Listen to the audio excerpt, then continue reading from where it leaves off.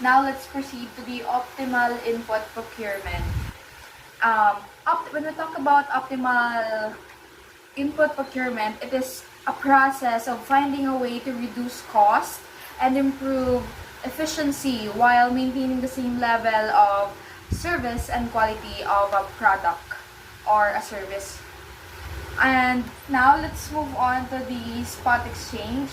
Spot exchange, the simplest way for a firm to get inputs is spot exchange, where inputs are bought at the market price if there are no transaction costs and mainly buyers and sellers.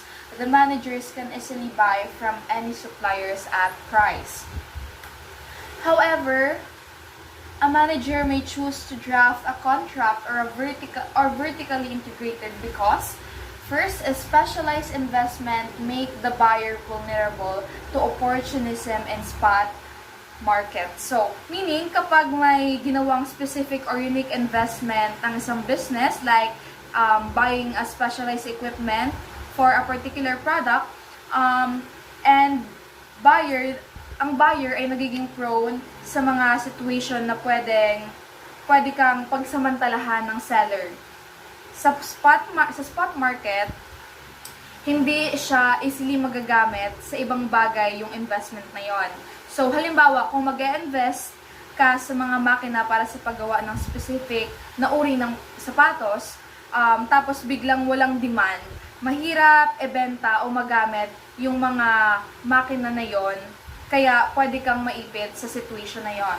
Next, we have the repeated purchases can lead to costly bargaining and potential negotiation breakdown. So, kapag paulit-ulit ang purchases sa isang product, may probability or may possible result sa mahal na bargaining at possible na pagkasira ng usapan. Kasi kapag paulit-ulit ang pag-purchase mo ng isang product sa seller, sa buyer, there are possibilities na pwedeng masira yung napag-usapan nyo or magkaroon ng pagbabago sa presyo ng product na bibilhin mo sa seller or sa supplier.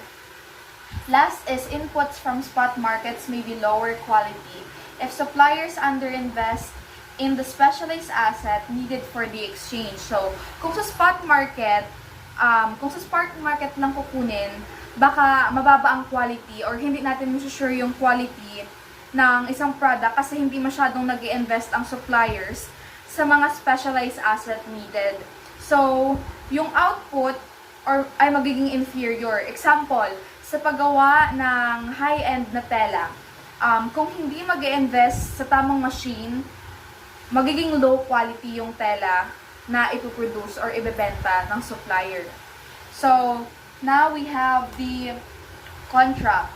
So, to avoid the hold problem and repeated bargaining costs, a firm can acquire inputs via a structured contract, although contracts involve upfront costs, negotiation, and legal fees.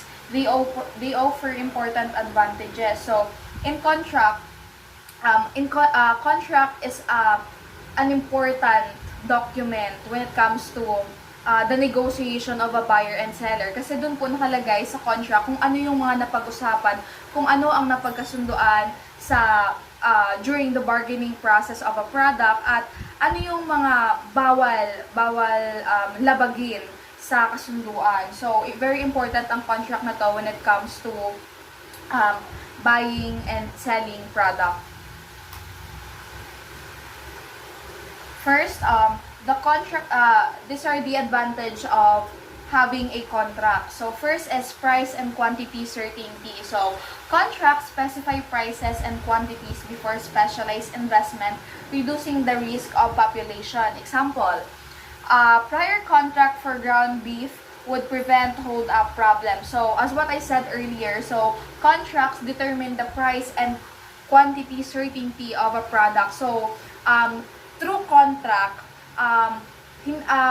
hindi tayo magkakaroon ng pabago-bagong presyo because meron tayong napag-usapan na certain price or quantity na kung saan hindi siya ganun kadaling i-eliminate yung price na yon. Kasi dun sa nakalagay sa contract natin is ganun yung specific price na dapat ganun lang din yung babayaran ng buyer. para din maiwasan yung opportunism na tinatawag. Kasi may possibility na si supplier or si seller is magkakaroon ng price fluctuation na kung saan i-take advantage yung situation ng seller para magbaba at magtaas ng presyo. So, important yung contract para sa price and quantity certainty.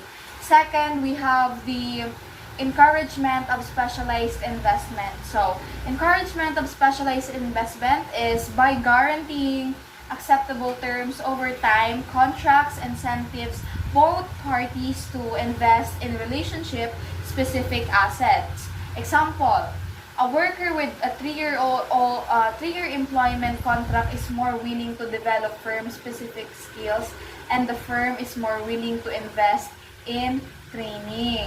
So, through contract, mas madedetermine ng negosyo kung ano ba yung mga bagay na dapat bigyang pansin or dapat pagkaroon na ng investment. So, ano ba yung mga bagay na dapat or mga equipment na kailangan na dapat merong specialized investment. Good afternoon, guys. We were now discussing the optimal contract length.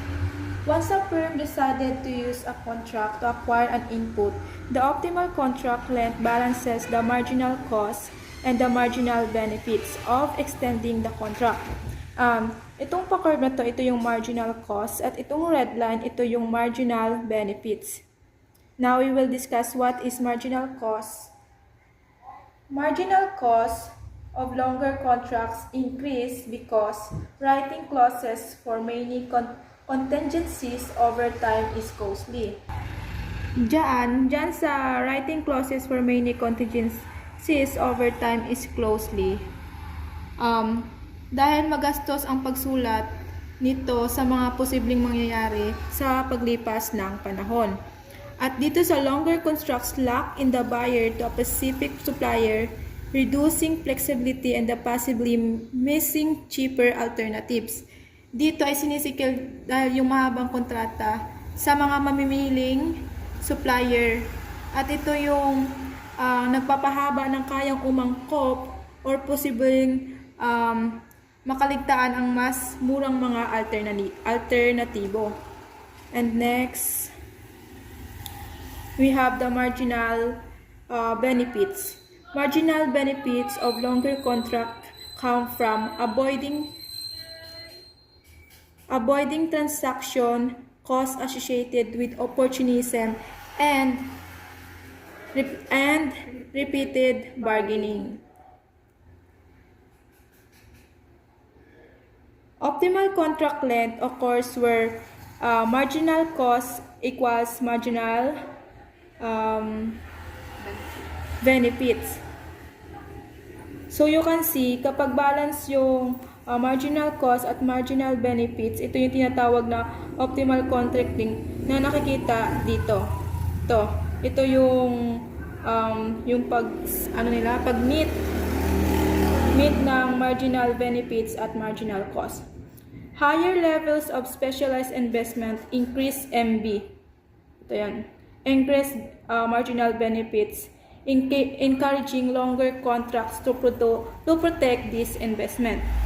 Factors that affect marginal costs, such as standardization of the input, also influence the optimal contract length. Ito na aapektuhan din ang contract length nito.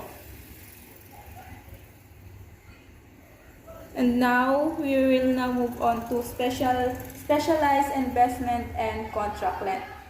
We have horizontal axis or x-axis, contract length from 0 to longer contracts. Ito yan. Itong horizontal, dito ito yung way, yung mga red.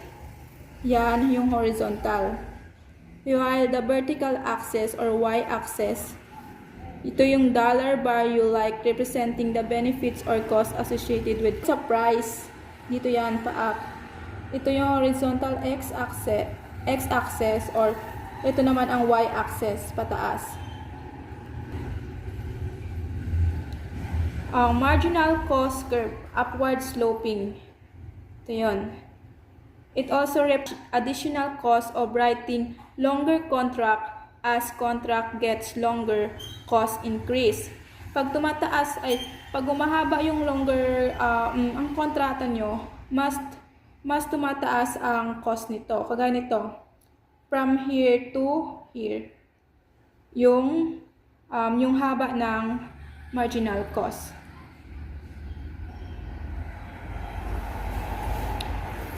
And this line showing the benefits from contracts. Itong horizontal lines. Yan ang show ng benefits.